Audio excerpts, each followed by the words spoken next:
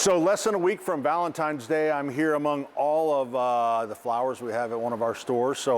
But that's not what I'm going to talk about. I'm going to talk about dirt. And I've never really talked about dirt. Dirt has come a long way in my career from what it started.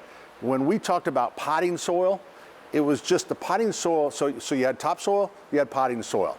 The only difference is one grew weeds and the other one didn't. So the potting soil was sterilized, so it didn't have any weeds in the topsoil, but virtually they're the same.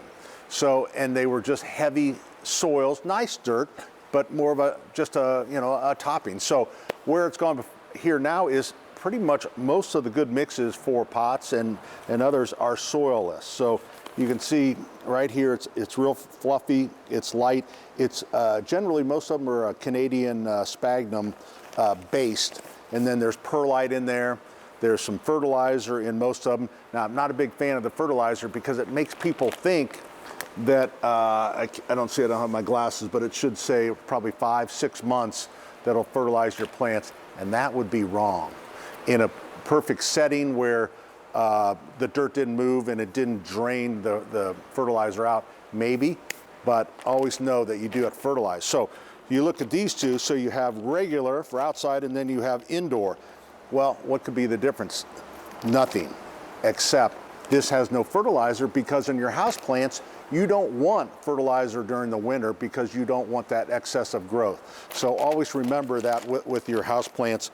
Then we have this one right here, which is for succulents, palms, citrus plants, so generally succulents. But we kind of recommend, and a lot of our experts that work for me recommend using this for house plants because it's more coarse and it drains better.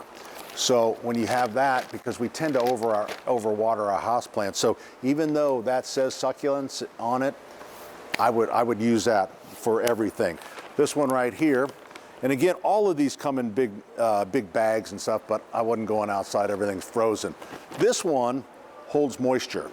So this is something that you would use in the spring and summer in a pot that was out in the hot sun and it was always drying out. Where you don't want to use it, you don't want to use it in the shade because your plant won't dry out. So it's basically what it is potting soil that has these little water crystals in them that hold moisture. So, but there's a lot of good brands. This is a brand that was mostly associated with growing pot.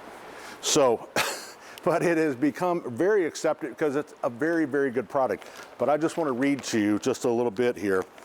Since ancient times, frogs have been symbols of rebirth and renewal.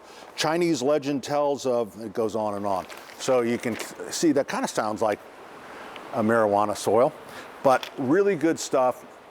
It has, I have to read this word, mycorrhizae, which is really hard for me. And a lot of these have them as well. And what that does, it helps develop roots.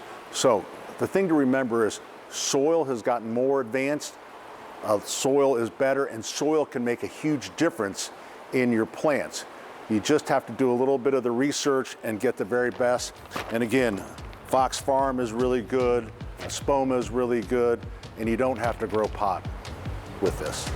Have a question you'd like me to answer? Shoot me an email at askpat@wthr.com.